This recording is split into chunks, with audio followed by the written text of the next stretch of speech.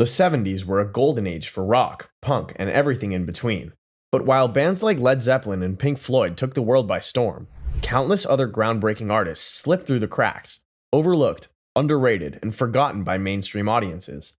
These hidden gems pushed boundaries, redefined genres, and left an indelible mark on music history, even if the world wasn't paying attention. Today, we're digging deep into 15 of the most overlooked bands of the 1970s. Number 1. Big Star. Rock and roll is here to stay. If there's one band that perfectly embodies the phrase ahead of their time, it's Big Star. Born out of Memphis, Tennessee in the early 70s, Big Star was the brainchild of singer-songwriters Alex Chilton and Chris Bell. Their debut album, number 1 record, 1972, was a masterclass in power pop, combining guitars, infectious melodies, and an undercurrent of melancholic sincerity.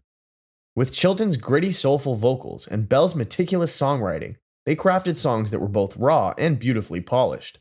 Critics adored them. The album was praised for its refreshing sound, a perfect blend of British invasion influences and southern rock and soul. Tracks like 13 and In the Street showcased a vulnerability that wasn't common in rock at the time. Yet despite the critical acclaim, Big Star's music barely reached listeners. Distribution issues with their label, Ardent Records, meant that number 1 record was practically impossible to find in stores. Their follow-up album, Radio City, 1974, met a similar fate, critically revered, commercially invisible. Big Star's downfall wasn't a lack of talent or originality, it was pure bad luck and a string of devastating setbacks. Their record label struggled with distribution, leaving even the most dedicated fans empty-handed. After Chris Bell left the band and tragically passed away in 1978, Alex Chilton carried on, releasing Third, Sister Lovers, 1978, an album brimming with despair and artistic brilliance, but even more obscure than its predecessors. Big Star's influence became apparent only years later as bands like R.E.M., The Replacements, and Teenage Fan Club cited them as major inspirations. In the decades since, their music has been rediscovered and praised as the foundation of alternative rock and power pop. If you've ever loved a catchy melancholic rock tune from the 80s or 90s, chances are Big Star's DNA is in there somewhere. They deserved a world that was ready to embrace them, but their music remains timeless, waiting to be rediscovered by those willing to dig a little deeper. Number 2. The Stooges. Now I wanna be your dog. If Big Star were the heartbreakers of the 1970s, the Stooges were the hellraisers. Formed in Ann Arbor, Michigan, they were punk before punk even had a name. Fronted by the feral Iggy Pop, the Stooges were loud, aggressive, and unapologetically chaotic. Their self-titled debut in 1969 was a primal scream against the polished rock of the era, with tracks like I Wanna Be Your Dog laying down the gritty blueprint for punk rock to come. But it was their third album, Raw Power, 1973, that truly solidified their legacy. Produced by David Bowie, the record was a molten core of ferocity and angst. Iggy Pop's snarling vocals over Ron Ashton's scorching guitar riffs made songs like Search and Destroy instant classics. Yet, despite their explosive energy and rebellious spirit, mainstream success eluded them.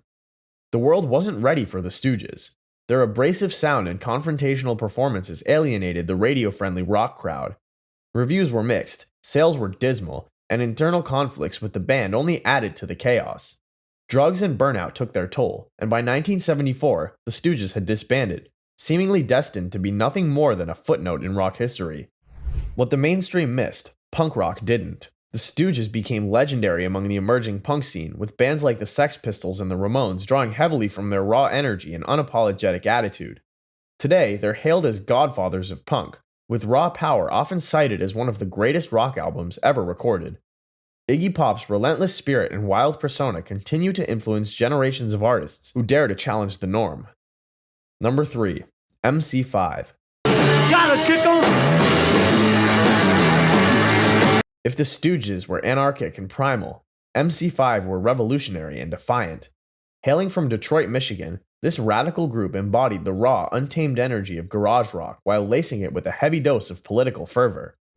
Their debut album, Kick Out the Jams, 1969, was a declaration of rebellion, recorded live with a rawness that almost felt violent. Led by vocalist Rob Tyner and guitarist Wayne Kramer, MC5's performances were equal parts political rally and rock and roll mayhem. Their signature track, Kick Out the Jams, became an anthem of resistance, but it also sparked controversy due to its profane introduction. The backlash from mainstream media, coupled with the band's association with radical leftist politics, made them more of a threat than an inspiration in the eyes of the establishment. Controversy and political affiliations quickly made them outcasts. Their association with the White Panther Party and a reputation for inciting unrest didn't sit well with record labels or mainstream radio. After just 3 albums, internal conflicts and lack of commercial success led to their disbandment in 1972. MC5's unfiltered passion and willingness to challenge authority laid the groundwork for countless punk and garage bands that followed. Their influence on acts like Rage Against the Machine and countless punk rock bands proves that their legacy wasn't lost. It just took time for the world to catch up. If punk rock had a birthplace, Detroit and MC5 would undoubtedly be at its heart. Number 4. Can. If rock music in the 1970s was unpredictable, Can brought one of its wildest eras. Hailing from Cologne, Germany, this experimental collective took rock to places it had never been before, melding psychedelic jams with experimental noise, jazz fusion, and even proto-electronica. Founded by keyboardist Ermin Schmidt and bassist Holger Chuke, the band's ever-shifting lineup featured Japanese vocalist Damo Suzuki, whose chaotic energy became synonymous with their most celebrated works. Their 1971 album, Tago Mago, felt like stepping into a surrealist dream. Songs like Hallelujah and Paper House pulsed with hypnotic rhythms and swirling sonic textures, while Suzuki's unpredictable vocal delivery felt like the ramblings of a prophet on the edge of madness. It wasn't just rock, it was a complete reinvention of how music could be structured and performed. But Can's ambition was also their downfall in the mainstream world. Their albums were dense, impenetrable to casual listeners, and too avant-garde for commercial success. While critics applauded their innovation, radio stations and record labels didn't know what to do with them. By the time the punk movement exploded in the late 70s, Can's eclectic sound seemed out of step, and they faded into obscurity.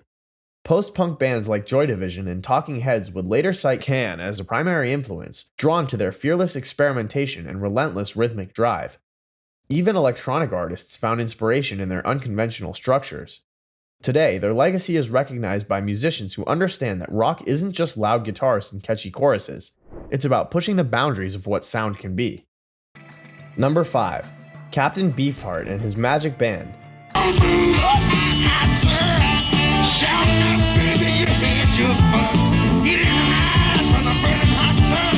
If Can blurred the lines between genres, Captain Beefheart shattered them completely.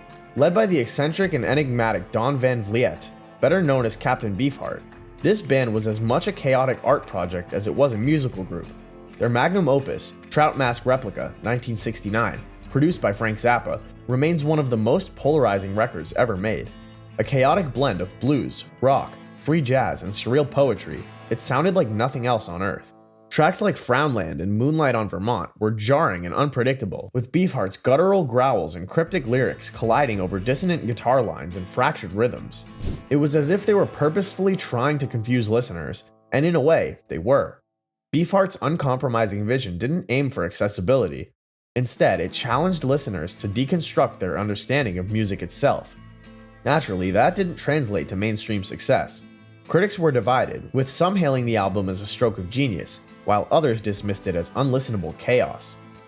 Radio airplay was practically non-existent, and the band's confrontational sound and lack of commercial appeal ensured they remained in the shadows. By the mid-70s, Beefheart's increasingly erratic behavior and shifting lineups only fueled their descent into obscurity. But time has been kind to Captain Beefheart's legacy. Artists like Tom Waits and PJ Harvey have drawn inspiration from his fearless creativity, while indie and experimental rock acts continue to channel his influence. In retrospect, his refusal to conform to industry standards seems almost heroic, a testament to the power of pure, unfiltered artistic expression. Number 6. Television.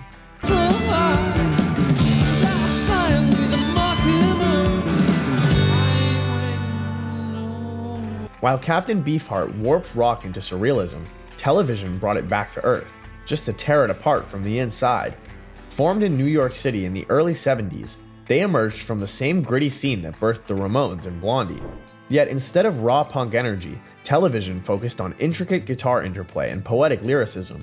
Frontman Tom Verlaine and guitarist Richard Lloyd developed a signature dual guitar sound that felt both tight and spontaneous, building complex melodies that seemed to dance around each other. Their debut album, Marquee Moon 1977, became a cornerstone of art punk and post-punk. The title track alone was nearly 10 minutes of spiraling guitars and cryptic lyrics that felt like a late-night walk through a haunted city.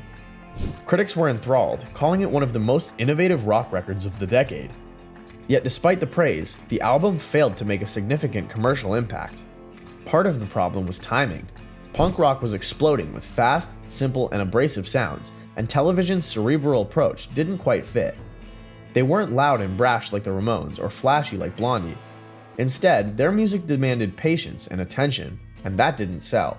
As punk rock veered toward more aggressive and accessible sounds, television's nuanced art rock got left behind. In the years that followed, Marquee Moon grew into a classic, revered by musicians who saw past its commercial failure to its artistic triumph. Bands like Sonic Youth and The Strokes would later cite television as an influence, drawn to their intricate guitar work and unconventional song structures. Today, it's almost absurd to think they were ever overlooked, but back then, the world just wasn't ready for their brand of genius. Number 7. Funkadelic.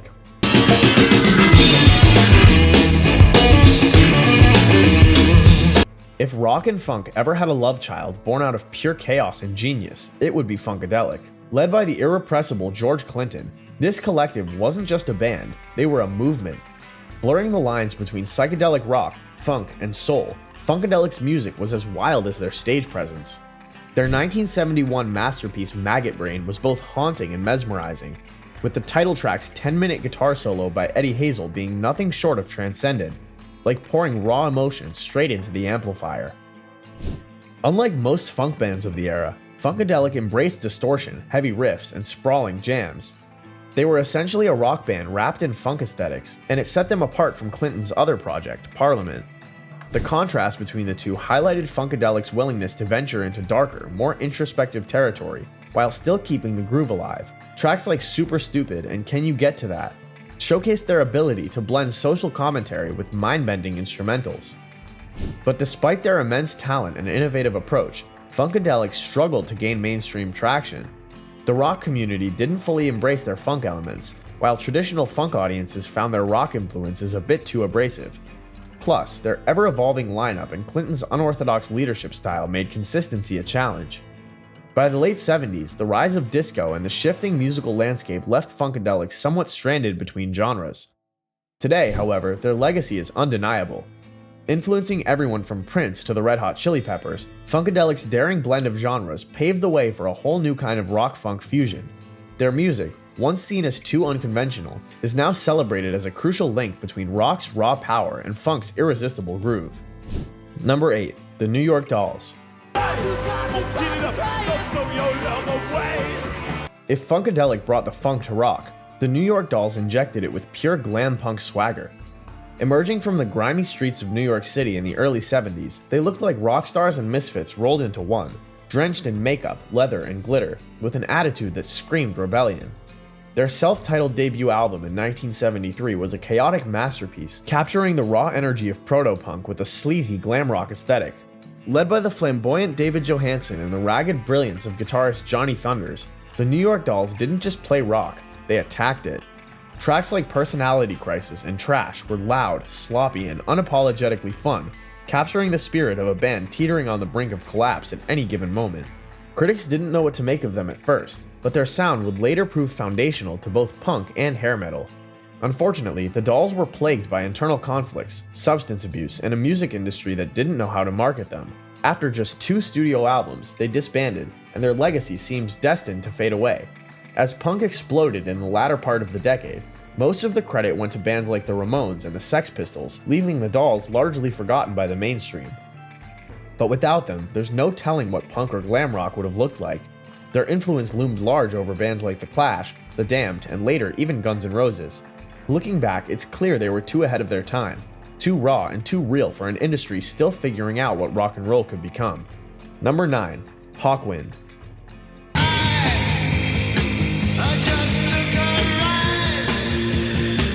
While the New York Dolls were setting fire to the punk scene, Hawkwind was taking rock into the farthest reaches of space.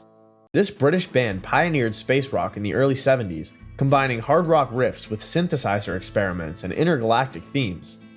They quickly became known for their sci-fi aesthetics and mind-altering live shows, fronted by Dave Brock and featuring the legendary Lemmy Kilmister on bass before he went on to form Motorhead. Hawkwind's music was a trip in every sense of the word. Their 1973 live album Space Ritual is the perfect Hawkwind experience, a sprawling, hypnotic blend of heavy rock and cosmic soundscapes. Songs like Master of the Universe and Brainstorm captured the feeling of being propelled through a wormhole, with lyrics that mixed mythology, dystopian futures, and pure psychedelic chaos.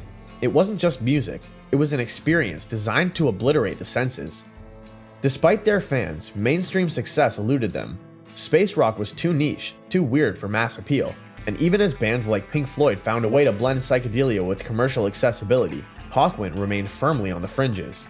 Bands like Monster Magnet and Osrig Tentacles drew heavily from Hawkwind's playbook, and space rock itself remains an underground staple. Even Motorhead carried some of that cosmic energy into the metal world, proving that Hawkwind's influence wasn't just limited to their own genre. Number 10. Roxy Music. More than that, you know there's not. Formed in 1970 by Brian Ferry and Brian Eno, Roxy Music were like nothing else on the scene. Their 1973 album, For Your Pleasure, captured their expertise perfectly, with tracks like Do the Strand blending old-world elegance with futuristic weirdness. Roxy Music didn't just make records, they curated entire experiences. Brian Ferry's crooning vocals, Brian Eno's electric textures, and Phil Manzanera's guitar work created a dreamy, unpredictable atmosphere. They were glam, but not in the sloppy, reckless way of the New York Dolls.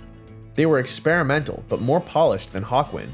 Ferry's slick charisma gave them an air of detached cool, while Eno's presence made sure things stayed just strange enough. But as the band gained traction, Eno's departure in 1973 marked a shift. Ferry took the reins, steering the band toward a more polished and mainstream sound. Though they found success in the UK, the American audience remained elusive. Plus, Ferry's increasingly solo-focused ambitions splintered the band's creative direction. They never quite broke into the upper echelons of rock royalty, and the eclectic nature of their music made it hard for radio stations to know what to do with them. Still, Roxy Music's influence spread far and wide, seeping into the DNA of acts like Duran Duran, Depeche Mode, and even Bowie's late 70s work. Their ability to blend art rock with pop sensibilities made them unsung architects of both glam rock and new wave. Even if they never got the global domination they deserved, their legacy shaped countless artists who took glam from trashy to tasteful. Number 11. Thin Lizzy.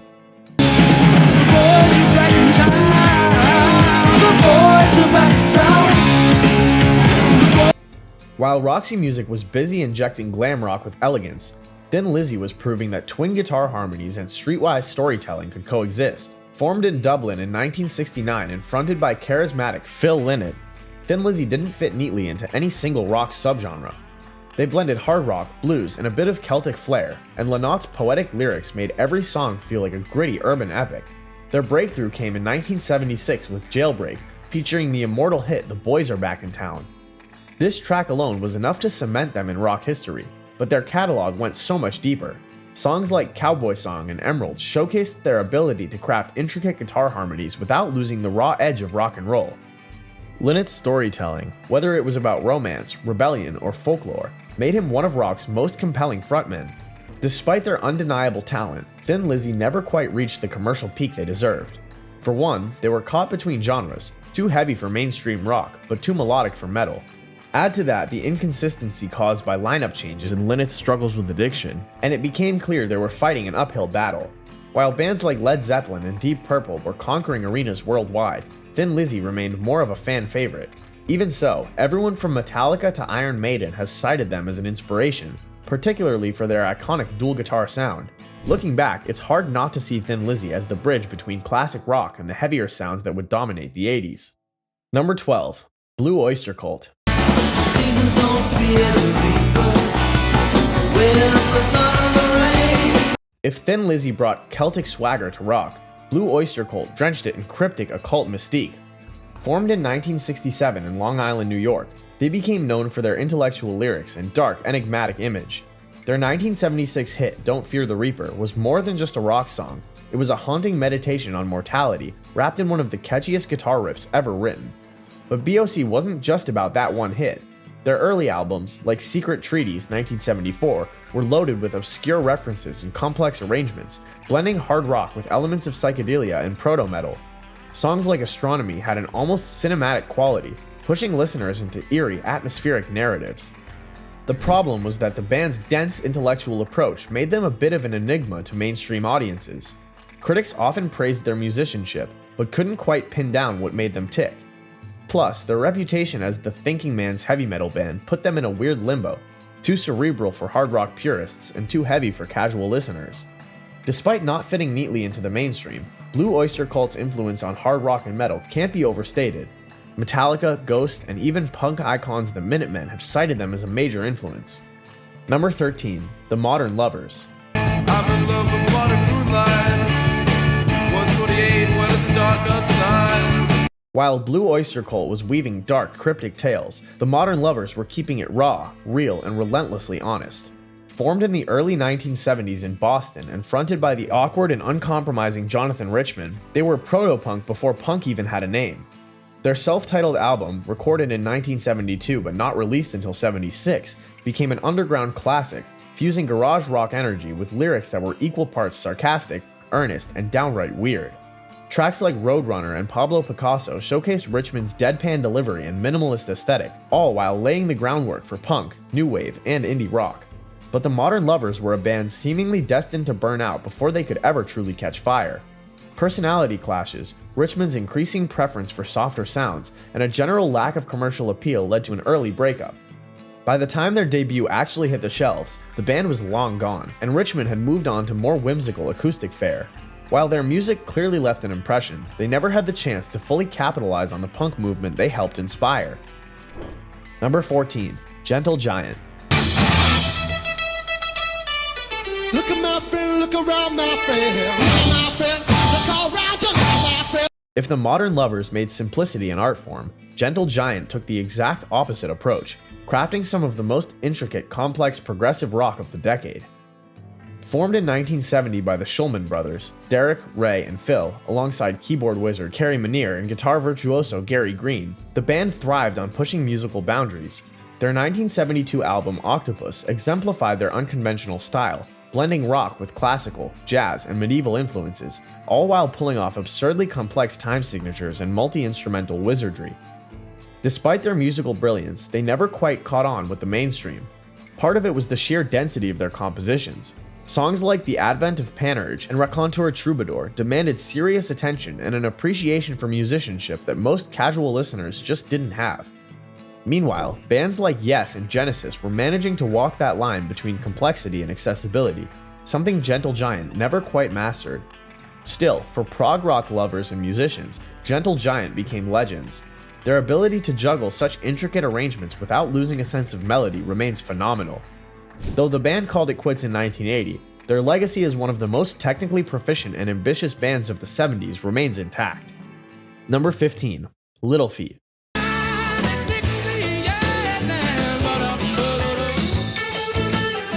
Gentle Giant might have been bending musical rules, but Little Feat was blending genres with a laid-back confidence that made them one of the most respected and criminally underrated bands of the 70s. Formed in Los Angeles in 1969 by singer-guitarist Lowell George and keyboardist Bill Payne, they drew from rock, blues, funk, jazz, and country to craft a sound that was both distinctly Southern and uniquely California. Their 1972 album Sailin' Shoes was perfection in effortless groove and storytelling, while Dixie Chicken, 1973, solidified their place as cult favorites. Despite their undeniable talent and critical acclaim, Little Feat never broke into mainstream superstardom. Part of the problem was that their sound was just too eclectic to fit comfortably into any one genre.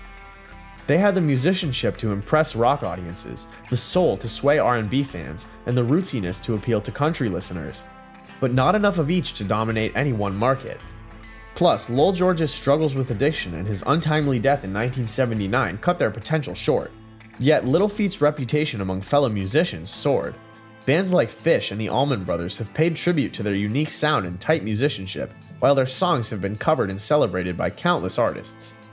Which of these underrated 70s bands do you think deserved way more recognition? Or did we miss one that should have made the list? Let us know in the comments, and don't forget to like, subscribe, and hit the bell for more deep dives into music history.